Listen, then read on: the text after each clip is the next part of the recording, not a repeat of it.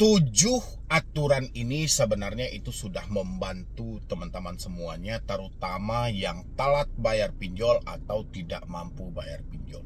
Aturan terbaru itu dibentuk oleh OJK itu demi menyelamatkan Anda semuanya. Tapi sayang banget ya teman-teman, itu masih banyak yang mengabaikan.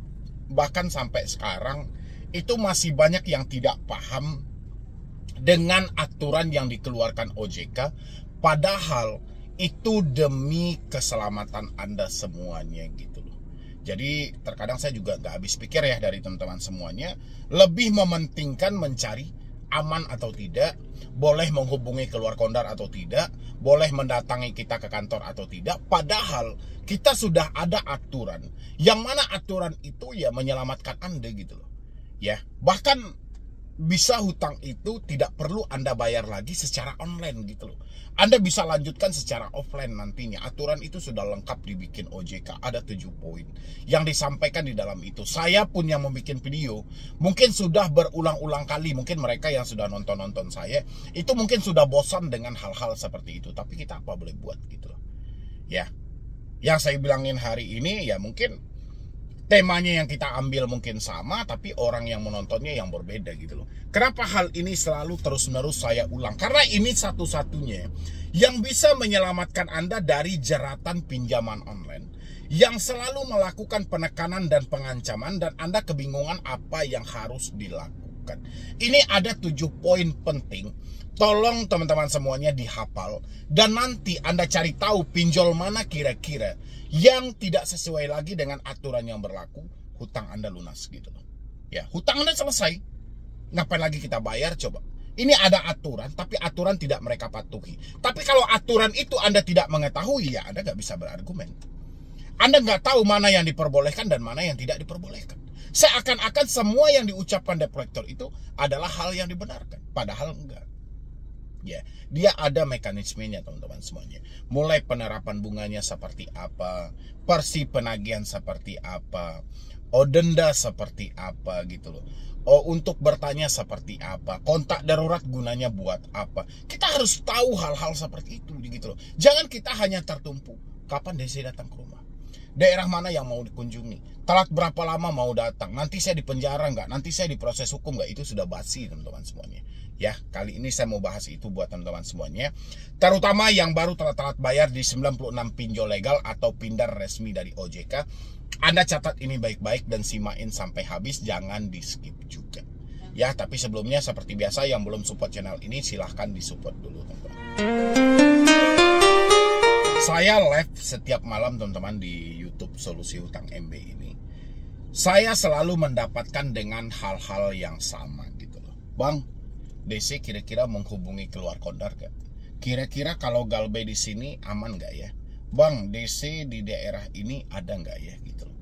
Bang, boleh gak sih DC itu mendatangi kita atau menagih kita sampai ke kantor? Nah, ini jangan hanya sekedar Anda tonton, tapi Anda pahami dan Anda hafal. Ya, jadi Anda tidak sibuk lagi bertanya-tanya mana yang diperbolehkan dan mana yang tidak diperbolehkan. Kalau Anda menemukan tidak sesuai lagi dengan aturan yang berlaku, tolong hentikan semua pembayaran yang ada gitu loh. Cari tahu nama aplikasinya, hentikan pembayaran yang ada. Itu yang paling tepat teman-teman.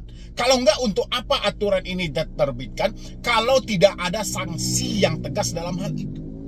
Ya, untuk yang memberi sanksi ya Anda yang mendapatkan hal itu. Oke, Anda lihat di sebelah saya. Di sini ada namanya aturan terbaru penagihan kredit. Mungkin Anda udah nggak asing, sebagian orang mungkin sudah nggak asing dengan hal ini. Saya sengaja mengambil pengulangan hal seperti ini, bukan konten yang nggak ada. Tapi orang-orangnya belum bisa kita tingkatkan, jadi harus mutar di sini dulu. Ya, yang paling pertama tidak menggunakan cara ancaman, kekerasan atau tindakan yang sifatnya mempermalukan konsumen. Ya, contoh-contohnya itu contoh Anda mengalami telat bayar, Anda tidak mampu bayar. Ya, habis itu kontak darurat Anda dihubungi. Ya, dia langsung menagih menyampaikan hutang piutang Anda, itu tidak diperbolehkan. Atau misalnya kontak-kontak di telepon Anda itu dihubungi, Dia sampaikan, tolong sampaikan kepada si A, tolong bayarnya hutangnya di aplikasi kami totalnya sekian. Itu tidak diperbolehkan. Itu salah satu bentuk menggunakan cara ancaman kekerasan, tindakan yang sifatnya mempermalukan. Ya, sampai dia sampaikan kalau dia tidak melakukan pembayaran berarti Anda sekongkol dan segala macam. Anda cari tahu buktinya, simpan nama aplikasinya, tolong kompak dalam hati Anda, hentikan pembayaran secara online, minta mereka untuk datang ke rumah Anda. Ya, nanti di akhir video saya juga jelaskan apa yang perlu kita pertanyakan ketika kita berhadapan langsung dengan debt collector pinjol. Yang jelas tanamkan dulu dalam pemikiran Anda, jangan serba takut lagi. Anda harus bedakan tuh, mana yang diperbolehkan dan mana yang tidak diperbolehkan. Kalau mereka sudah melanggar aturan, Anda harus mempertegaskan diri Anda gitu loh. Jangan mengikuti drama mereka. Ya, itu untuk poin yang pertama ya teman-teman ya, tidak menggunakan cara ancaman, kekerasan atau tindakan yang bersifat mempermalukan konsumen.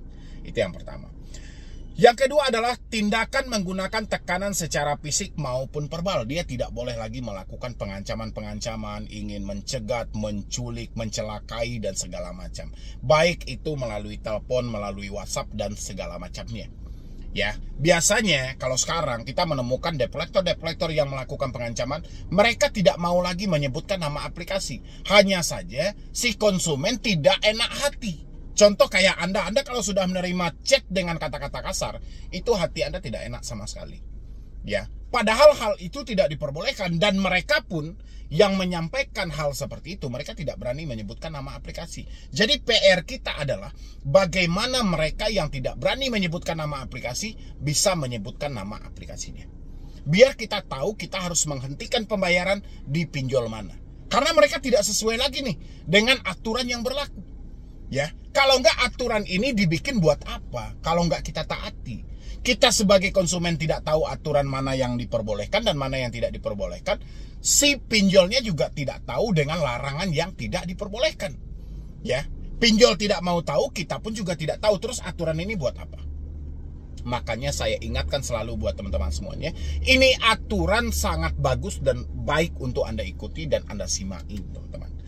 Yang kedua adalah tidak menagih kepada pihak selain konsumen. Nah, inilah yang selalu Anda tanyakan. Boleh nggak pinjol itu menagih kepada kontak darurat? Boleh nggak pinjol itu menagih kepada kontak-kontak? Jawabannya adalah tidak. Ya, di sini ada aturan. Tidak menagih kepada pihak selain konsumen.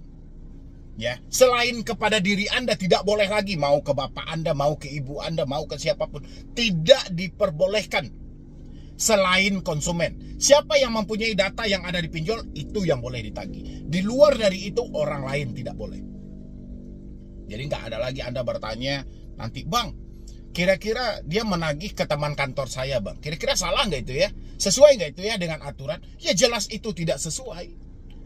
Jelas itu tidak benar. Tapi karena Anda tidak mau tahu dengan aturan ini, akhirnya Anda bingung sendiri. Makanya dengan saya membikinkan video ini, mudah-mudahan ini video yang terakhir saya bikin tentang hal ini, Anda menghafal semua. Ya, mana yang diperbolehkan dan mana yang tidak diperbolehkan. Jangan kita benarkan semuanya. Ya, jangan kita anggap enteng semuanya. Jangan kita selalu membiasakan, biarin aja lah, biarin aja lah. Jadi kebiasaan bagi mereka. Sudah saatnya, ini bulan kemerdekaan kita. Ya, bulan Agustus, Anda juga harus merdeka dong. Kalau tidak sesuai, lawan. Jangan dibiarkan. Tidak sesuai kan dengan aturan yang berlaku, kita lawan semuanya. Ya, kita salah kok dalam berhutang, tapi bukan berarti kita harus dicaci maki, bukan berarti harus kita dipermalukan, bukan berarti hutang kita ini disebarluaskan kemana-mana, bukan berarti seperti itu. Ada mekanisme dalam hal itu yang harus dipatuhi. Ya, ingat ya teman-teman ya, untuk di poin nomor 3, tidak menagih kepada pihak selain konsumen. Untuk poin nomor 4, tidak menagih secara terus-menerus yang bersifat mengganggu. Nah, ini yang teman-teman bilangin. Bang, jam 6 pagi bang sudah mulai menelpon sampai nanti sore. Bahkan berhentinya itu kalau handphone saya sudah kewalahan bang. Handphone saya sudah angkat tangan. Angkat tangannya seperti apa? Baterainya habis. Baru mereka berhenti. Itu tidak diperbolehkan. Coba kalian angkat satu kali, rekam yang mereka menghubungi secara terus-menerus itu. Ya, kan mengganggu Anda itu. Kayak mana kita mau bekerja, kayak mana kita mau berusaha kalau setiap saat telepon mereka berdering. Ya, kita matikan suaranya malah bergetar di dalam kantong kita gitu loh. Jadi serba salah kan. Jadi kalau kita biarkan, handphone kita akan berakhir dengan wafat nantinya handphonenya jadi wassalam gitu loh. Kalau enggak handphonenya terlalu panas akhirnya lowback. Ya, jadi itu tidak diperbolehkan. Tinggal cari tahu nama aplikasinya kira-kira apa nih yang menagih secara terus-menerus tanpa henti ini siapa gitu. Ini kan mengganggu pekerjaan kita dalam sehari-hari. Itu untuk poin nomor 4. Jadi jangan Anda tanya lagi, Bang, dia mulai start menagihnya jam 6 pagi, Bang, sampai jam 11 malam, Bang. Boleh nggak kira-kira tuh? Sesuai nggak tuh dengan aturan? Jelas itu tidak sesuai, kan itu sudah mengganggu, ya. Untuk poin nomor 5, teman-temanku, penagihan di tempat alamat domisili konsumen. Nah, ini yang paling banyak ditanyakan. Tadi malam saya live juga banyak ditanyakan. Bang, boleh nggak pinjol itu menagih ke kantor? Bang, boleh nggak pinjol itu menagih ke alamat tempat saya ngontrak sekarang dan segala macam gitu loh ya. Pokoknya di luar dari alamat domisili konsumen itu. Ya jelas itu tidak diperbolehkan. Ke kantor tidak boleh, ke tempat nongkrong nggak boleh, atau Anda tinggal di mes di perusahaan itu juga tidak boleh mereka. Mereka cuma boleh menagih sesuai dengan KTP Anda, alamat tempat domisili Anda itu. Kalau memang domisili Anda sekarang ini ya sudah berada di mes kantor itu, ya dia akan menghubungi Anda dulu, kami sudah di depan dan segala macam. Yang jelas mereka tidak boleh melakukan penerobosan tanpa ada aturan yang jelas. Ya, jadi dilarang melakukan penagihan di luar dari alamat domisili konsumen. Oke, jadi nggak ada lagi ceritanya mereka menagih ke kantor, ke alamat tempat kerja, tempat Anda nongkrong dan segala macam. Itu tidak diperbolehkan, teman-teman. Itu lebih ke sifatnya mempermalukan. Kalau sempat dia datang ke tempat kerja Anda, itu sudah sesuai dengan poin yang awal. Ya, dilarang melakukan penagihan dengan ancaman kekerasan yang sifatnya mempermalukan. Ancaman kekerasannya tidak dapat, mempermalukannya dapat. Kan dia datang ke perusahaan. Akhirnya itu sama aja menyebarluaskan informasi. Ya, 1-2 orang pasti bertanya Anda dari mana, ada urusan apa dan segala macam, terutama security pasti bertanya karena itu tugas dia melakukan keamanan di perusahaan itu. Ya, otomatis itu sudah mempermalukan. Makanya itu tidak diperbolehkan di poin nomor 5, penagihan di tempat alamat domisili konsumen. Jadi nggak ada ceritanya di luar-luar dan segala macam.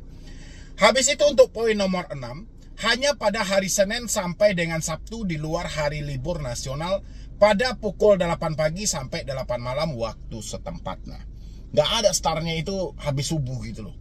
Ya, yang jelas mereka itu mulai menagih itu jam 8 pagi. Ya, jam 8 pagi sampai jam 8 malam dalam waktu kerja.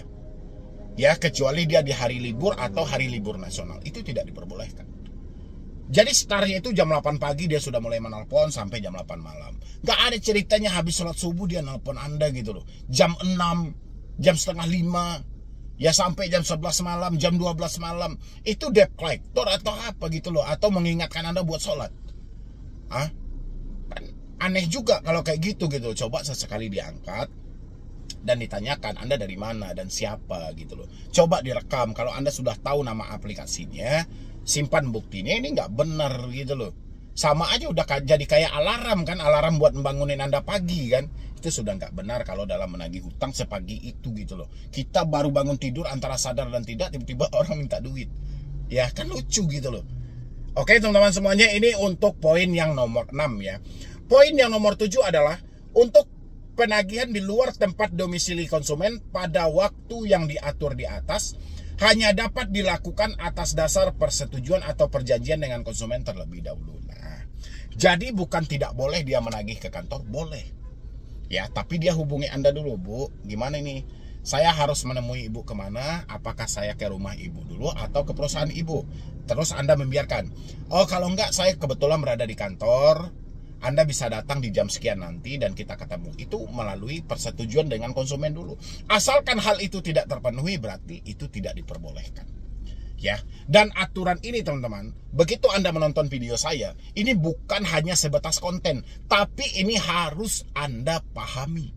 Dan Anda hafal mana yang diperbolehkan dan mana yang tidak diperbolehkan. Jadi ke depannya, jangan terlalu banyak bertanya, tapi Anda harus banyak mencerna mana yang dibolehkan dan mana yang tidak diperbolehkan. Oke teman-temanku, mungkin dari saya cuma itu aja untuk mengingatkan Anda kembali. Dan habis itu juga, ya mungkin dari soal aturan penagihan kredit, Anda sudah paham dan Anda sudah mengerti. Kalau untuk soal ya dari debt collector pinjol yang datang ke rumah, apa sih Bang yang harus kita pertanyakan? Nah, ini Anda juga harus catat semuanya teman-temanku. Nah, ini ya teman-teman semuanya. Jadi ketika Anda berhadapan langsung dengan debt collector yang datang ke rumah Anda, mereka wajib membawa 1 ID card, 2 sertifikat tugas mereka, surat tugas mereka. Yang ketiga adalah sertifikat fidusia, yang keempat bukti dokumen debetur wan prestasi. Yang kelima salinan sertifikat jaminan fidusia ya, itu yang syarat wajib yang harus mereka bawa. Yang pertama ID card, kedua surat kuasa, ketiga sertifikat profesi di bidang penagihan khusus buat pinjol, dan 2 lagi khusus buat leasing ataupun bank yang kredit mempunyai jaminan. Oke teman-teman semuanya, terima kasih banyak Anda sudah hadir di sini. Saya akhiri dulu dengan Assalamualaikum warahmatullahi wabarakatuh.